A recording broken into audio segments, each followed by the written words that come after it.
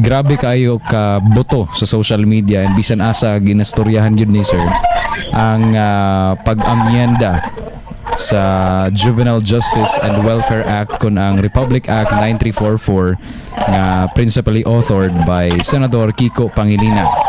Any thoughts on this sir nga ginasugyot karon ni Senador Robin Padilla nga paubsan na ang criminal liability sa edad nga 10 anyos? Unsa may reaction ni sir?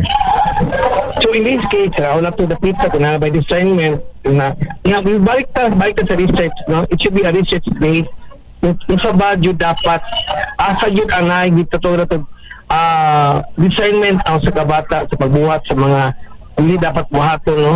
If that is the case, kung maklaro na ito nga akan idara na discernment, well, it is the right time now that we have to lower down the number of age or the age of the particular perpetrator para masupay yun na ito nga kung alam mo ngayon, kabata to ang mga perpetrator o mga criminal. Correct. Maybe this is the time to go back or to visit once again the law kung sa ba dapat ang atong line na pagkabuhaton.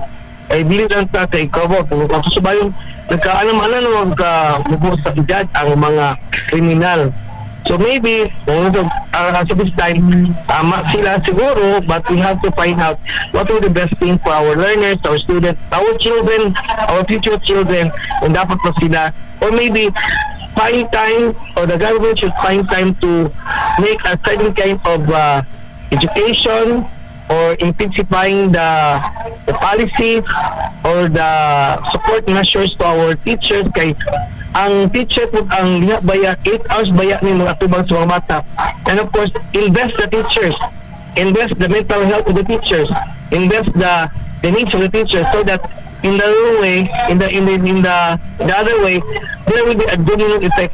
Kung maayo ang pagtratar sa mga tagobyerno sa ato ang matutugdo na sa itawag ng domino effect, it will be also give us a more motivating way of teaching and educating and of course mentoring our students or learners.